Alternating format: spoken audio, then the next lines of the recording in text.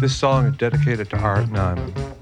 And the motto is, you can do anything you want, but you can't do just anything. And the interpretation is, it's hard to imagine that it's flawed in any way. Whatever we do to each other here on Earth, and there are a lot of mistakes, and there is a lot of pain and a lot of suffering, and it's right that we spend most of our time wishing it were a lot different. But still, in the larger sense, there can't be any mistakes, so you can do anything you want. But in the sense where we are, you can't come into my jewelry store on Thursday afternoon and start breaking up the beautiful glassware and the beautiful dishes just to make a sound. I mean, in the sense where we are, you can't do just anything. These are songs about the corn belt, some of the people in it, or on it.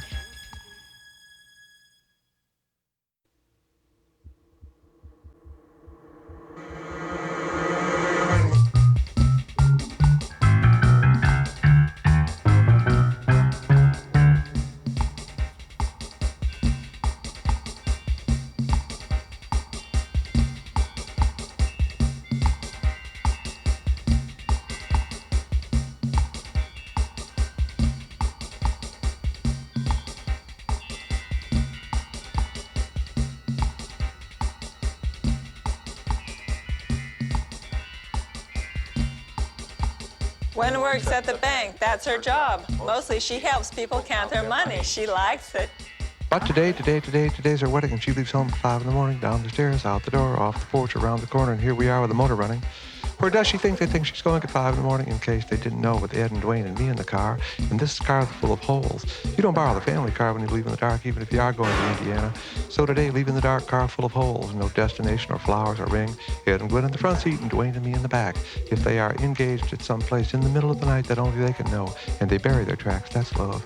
I'm sure it's night, the engagement. Stars, skies is where it takes, and he's no fool. Now one hand on the wheel and the other in Gwen's lap. He drives us, Jordan, understanding. I wish to do that one more time. This time to be with Ed and Gwen. They want to get married and they asked me to come along. And I know the reasons why. Ed admires me. I am the captain of the football team. I listen. We speak about theosophy and eating only vegetables. Also, my sister and Ed's friend, the nameless one, work out in the basement of the house we use for services on Sunday.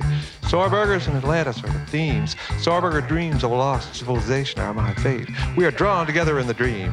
Well, actually, Ed, I think I'm just the shadow of the dream. It changes, right? And so cosmic is the scale that just a glimpse is all it takes to break my heart. When he elopes. She calls the bank manager the night before and tells him that tomorrow won't be just another day.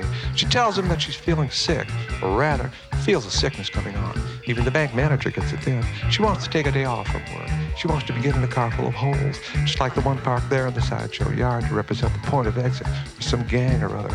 Ma Barker and the boys. For the true believers in the people's men and women of the car, the myth of the limo. The seat just stained with some sort of stuff. This is scary for the kids who've seen them rolling in the dust for Jesus.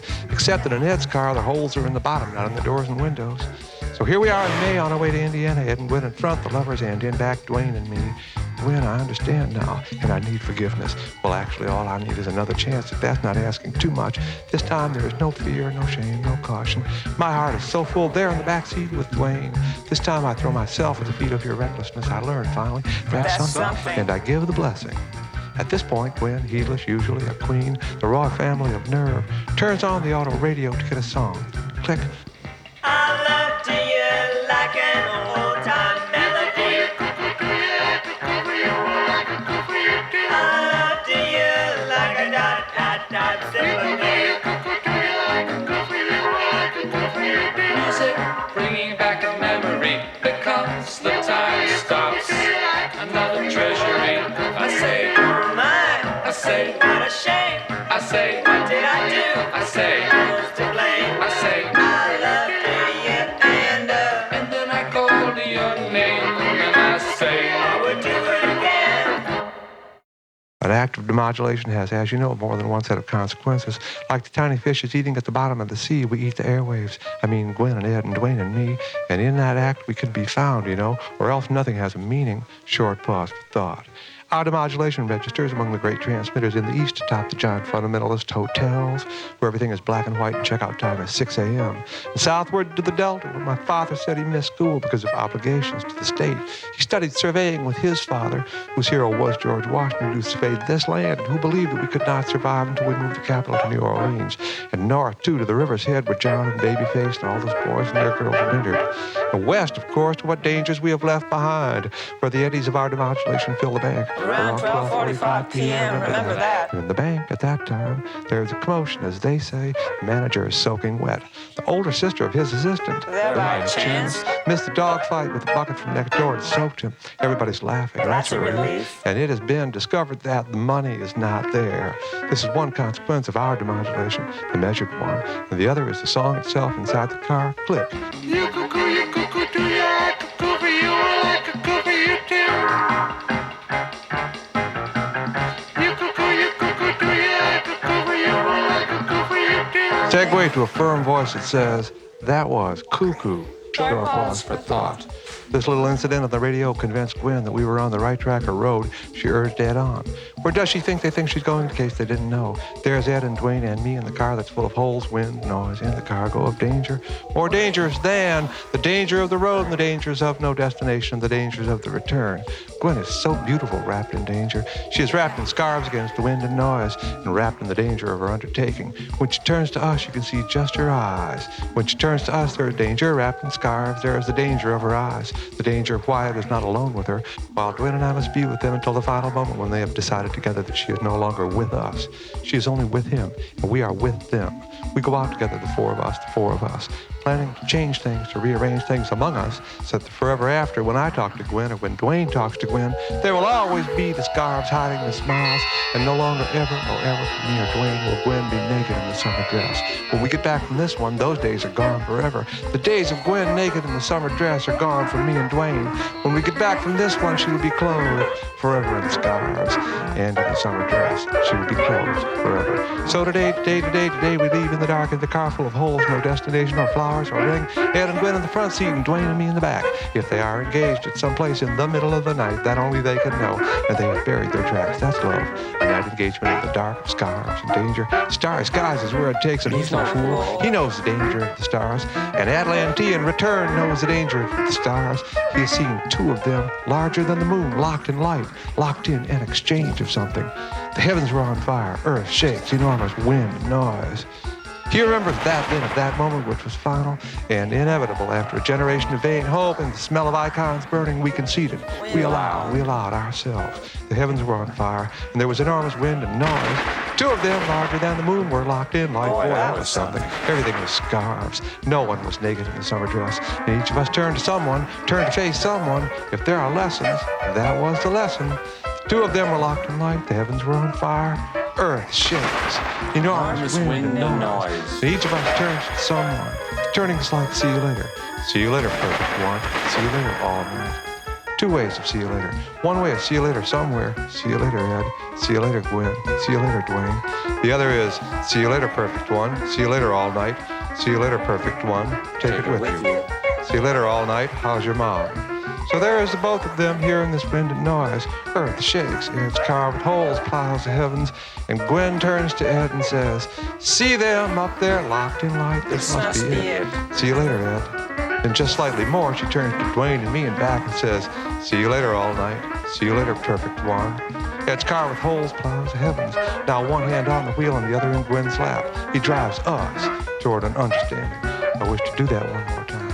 It's time to be with Ed and Gwen. Perfect one steps down, does not take it with him. They want to marry and they ask me to come along, and I know the reasons why. It admires me. I am the captain of the football team. I listen. I am the audience, as in the builders, the hundreds of them, fed on garlic, wished stones in place, then polished them. Then they had an audience with the perfect one to hear him say, nice going.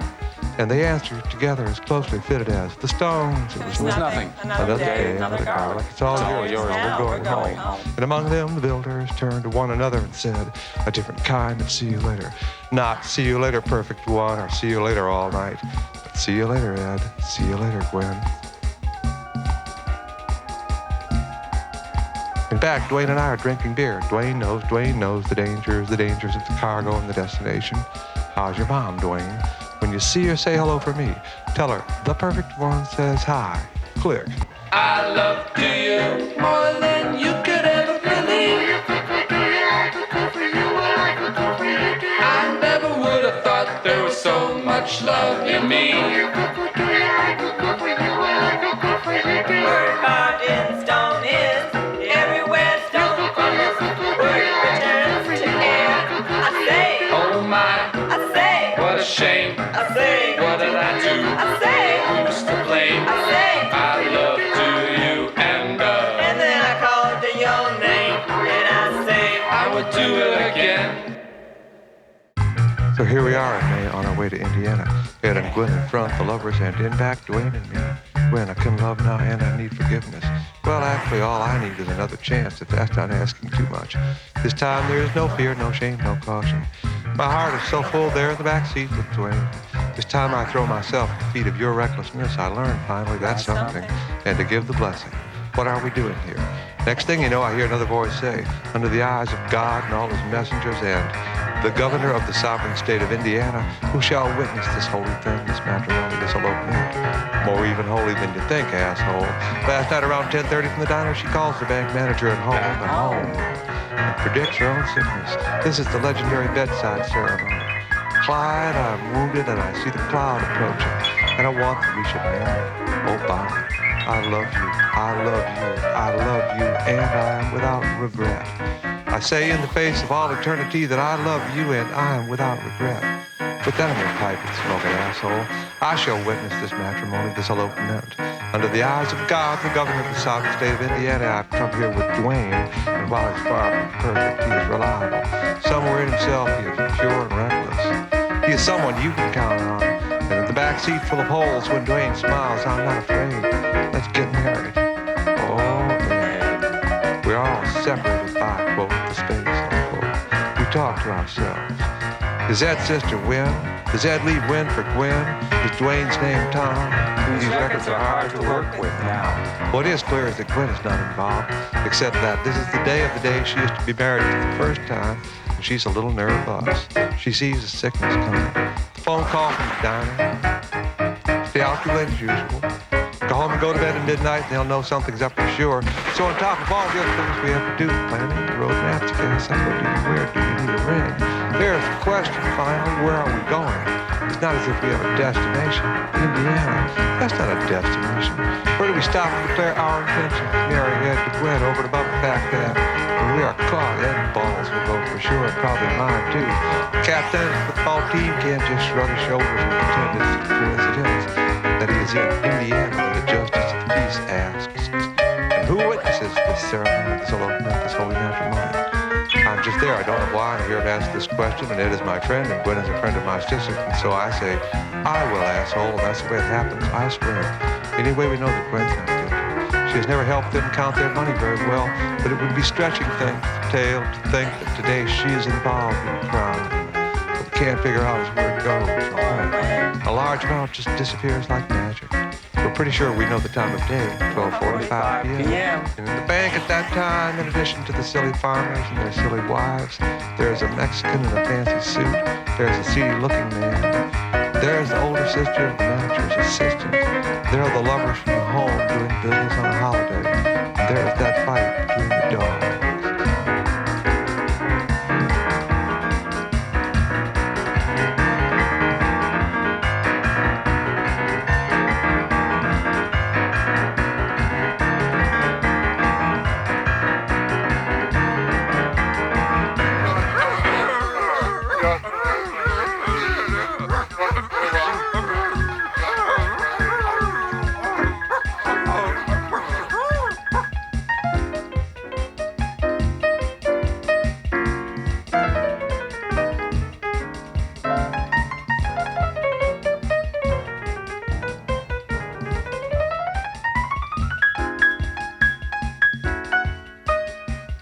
Introducing Jennifer.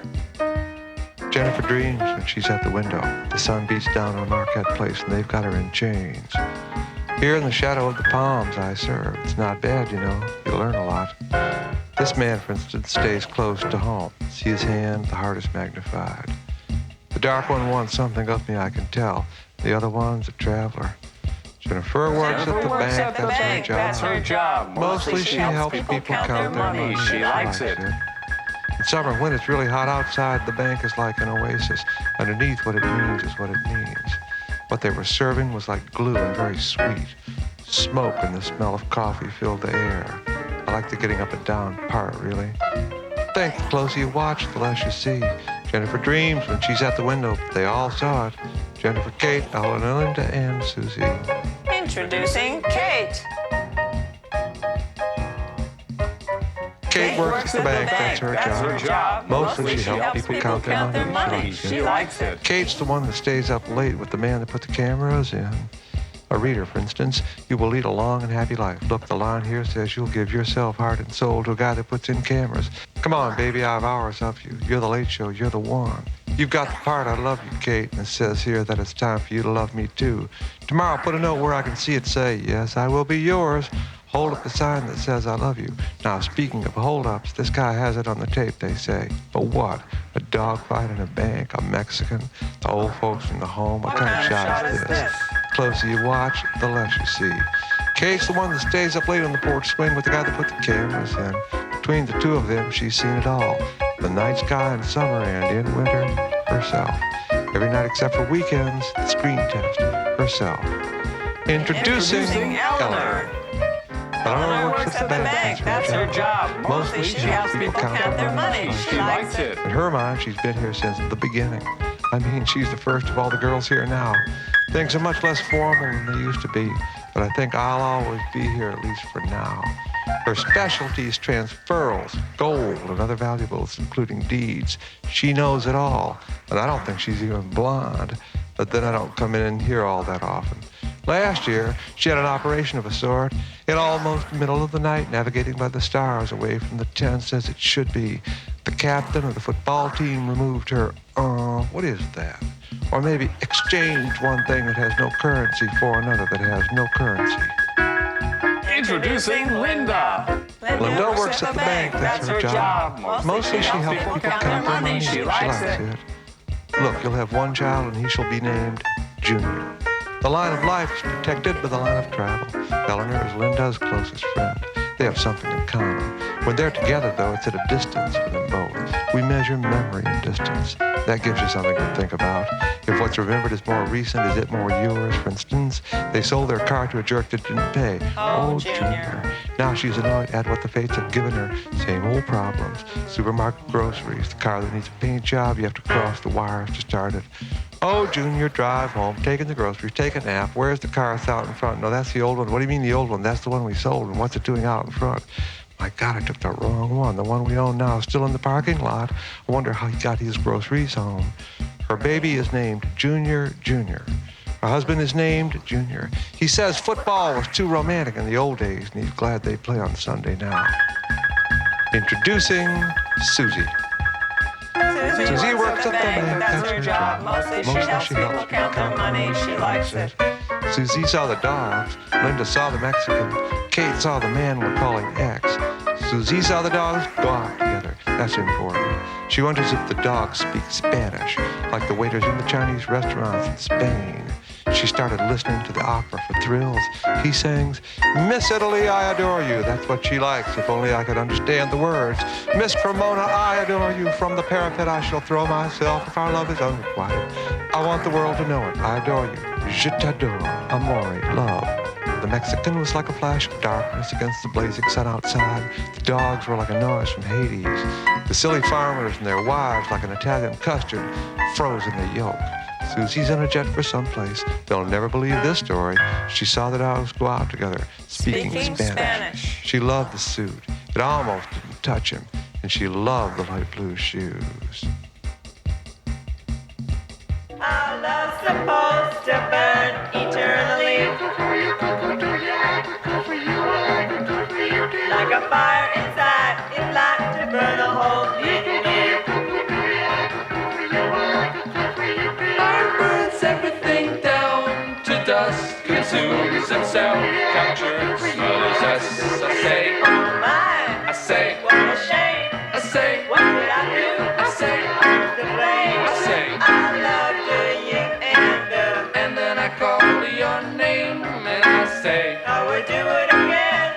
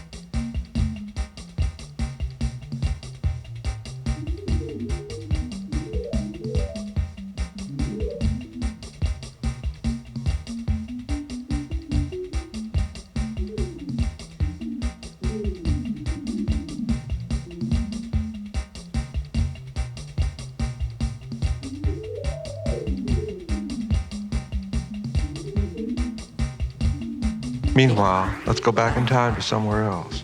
Somewhere along the trade routes in an obscure stop, the wolf composes himself.